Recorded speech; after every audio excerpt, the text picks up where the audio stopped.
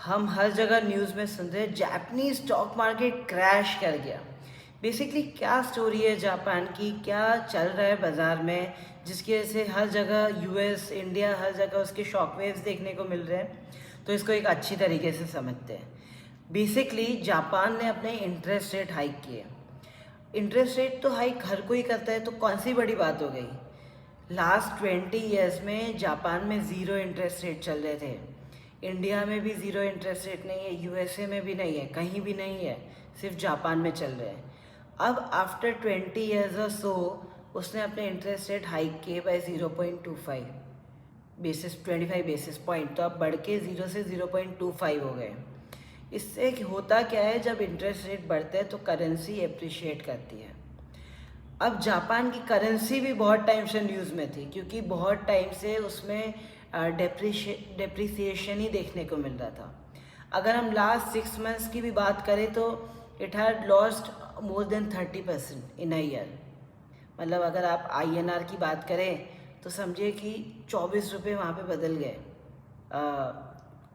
एक साल के अंदर, आधे साल के अंदर। तो कितनी बड़ी बात हो जाएगी। तो वैसे जापान फर्स्ट हाफ में भी डिप्रिशिएट कर रहा था, बट आफ्टर रेट हाइक जो हमने देखा recently by Japanese central bank, वहाँ पे जो करेंसी है वो प्राइस था 161 येन पर डॉलर से अप्रिशिएट करके 146 येन पर डॉलर हो गया। That is appreciation of about 8 to 10% in a month, which is again very huge. तो इतना बड़ा सिग्निफिकेंट चेंज से इम्पोर्ट एक्सपोर्ट पे असर पड़ता है। और कितना जो जो एक्चुअली जापानीज़ येन कैरी ट्रेड चल रहा था उसको भी बहुत असर पड़ता है। और बेसिकली क्या होता है कि currency market influences the economy a lot, इसलिए करेंसी स्टेबल होनी बहुत ज़रूरी है। बट जब इतनी बड़ी फ्लक्चुएशंस देखने को मिलते हैं तो बैंकरप्सी भी पॉसिबल है बहुत सारे इम्पोर्टर्स एक्सपोर्टर्स के लिए, बहुत बड़ी मैन्युफैक्चरिंग कंपनीज़ के लिए। जैसे जापान की बहुत बड़ी कंपनीज़ हैं, सोनी हो गई, आपने सुना होगा नाम, हिटाची हो गई, वो भी जापान की है, होंडा जापान की कंपनी है, फिर मित्सुबिशी जापान की कंपनी है, फिर Honda, Hitachi and soft bank हो गई, इन्वेस्टमेंट कंपनी है, वो भी जापान की है। तो बहुत सारी कंपनीज़ हैं जिनको इसका असर देखने को मिलेगा। एंड इंपोर्ट एक्सपोर्ट के प्राइसेस में भी फ़र्क देखने को मिलेगा। अब जापानीज़ येन कैरी ट्रेड क्या होता है। बेसिकली आप क्या करते हैं कि एक जगह से बोरो करते हैं, जो इस केस में है जापान, जहाँ पे ज़ीरो इंटरेस्ट रेट चल रहे थे। आप उस करेंसी से फंड्स बोरो करते हैं इन जापानीज़ करेंसी विच इज़ येन, जहाँ पे ज़ीरो इंटरेस्ट रेट चल रहा है, और इन्वेस्ट करते हैं दूसरी कंट्री में, let's say USA, in US dollars. वहाँ पे टेक स्टॉक में इन्वेस्ट करते हैं, जहाँ पे अभी बहुत अच्छा एप्रिसिएशन लोगों ने देखा है लास्ट कुछ सालों में after Covid.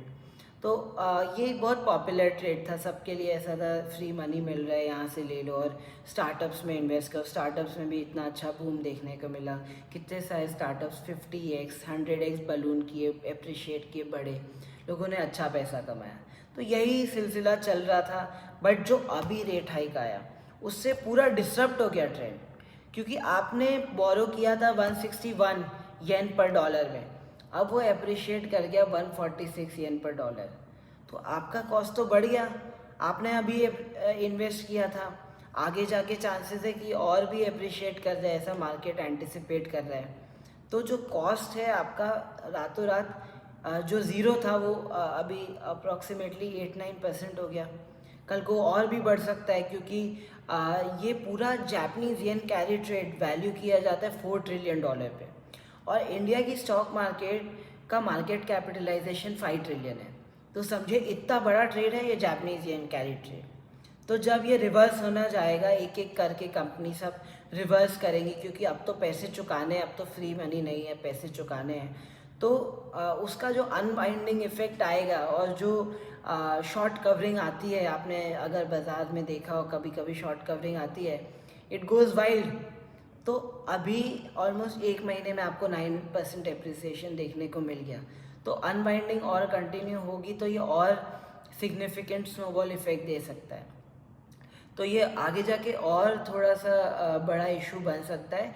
Hence this is bogging the market, हैरान कर रहा है बाज़ार को, अनसर्टेनिटी क्रिएट कर रहा है कि भाई ओवर वैल्यूएशन तो एक तरफ, पर अब तो लिक्विडिटी भी सक आउट हो रही है। पूरा बाज़ार का खेल डिमांड सप्लाई का है, लिक्विडिटी का है। इंडिया में लोग बात करते हैं लिक्विडिटी अच्छी है इसलिए बाज़ार ऊपर जा रहा है, यूएस में बात करते हैं लिक्विडिटी अच्छा इसलिए जा रहा है ट्रेड। बट अगर लिक्विडिटी कम हो जाएगी तो ये इक्वेशन थोड़ी सी चेंज हो सकती है। तो इसको स्टडी करना चाहिए थोड़ा कि इधर आगे जाके क्या प्रोग्रेस हो रही है। फिर बाद में बात करते हैं कि जापानीज़ स्टॉक्स जो है वो बहुत ज़्यादा करेक्ट किया, जैसे सॉफ्ट बैंक जो इंडिया में भी काफ़ी सारे स्टार्टअप्स में इन्वेस्ट किया, जैसे ओला इलेक्ट्रिक जो अभी आईपीओ आने वाला है, आईपीओ प्राइस पे दे विल मेक अबाउट 100% और सो ऐसे बहुत सारी कंपनीज़ ने इन्वेस्ट किया था। सॉफ्ट बैंक ने पेटीएम में किया था, बहुत सारे स्टार्टअप्स में इन्वेस्ट करते थे क्योंकि वहाँ पे चीप मनी मिलता था, और दूसरी अपॉर्चुनिटीज़ में इन्वेस्ट करते थे जहाँ पे अच्छे रिटर्न कमाने के चांसेस हैं। तो कितना करेक्शन देखने को मिला, कौन कौन सी जापान में कंपनीज़ हैं, पॉपुलर कंपनीज जैसे टोयोटा हो गई, हिटाची हो गई, मित्सुबिशी हो गई, होंडा हो गई, सॉफ्ट बैंक हो गई, ये कुछ गिनी चुनी कंपनियाँ जो मैंने देखा, थोड़ा स्टडी किया, तो करीब करीब 20 to 40% गिरावट देखने को मिली है, करेक्शन देखने को मिला है जापानीज़ स्टॉक में। और जो जापानीज़ स्टॉक मार्केट है निकाय, वहाँ पे भी आपको बहुत बड़ा करेक्शन देखने को मिला, करीब करीब 22 calendar days and about 16 working days में वहाँ की मार्केट ऑलमोस्ट 19% गिरी। अगर इंडियन कॉन्टेक्स्ट में मैं बात करूँ तो जो 25,000 का निफ्टी है वो गिर के 20,000 हो गया। इतनी ज़्यादा बड़ी गिरावट देखने को मिली, वो भी एक महीने में। तो इट इज़ सिग्निफिकेंट और हमको थोड़ा सा अपडेटेड रहना चाहिए, क्योंकि मुझे लगता है अभी ग्लोबल मैक्रो एनवायरनमेंट में ये one of the biggest variable है जो स्टडी करना चाहिए, जो ग्लोबल मार्केट को असर कर सकता है। और इंडियन मार्केट अभी सिर्फ 2% गिरा है, तो आपको क्या लगता है इंडिया में भी बड़ा असर देखने को मिलेगा कि इंडिया मार्केट वापस से चढ़ेगा? मुझे कमेंट्स में बताइए, लाइक शेयर करिए, अपने फ्रेंड्स को भी बताइए। Thank you.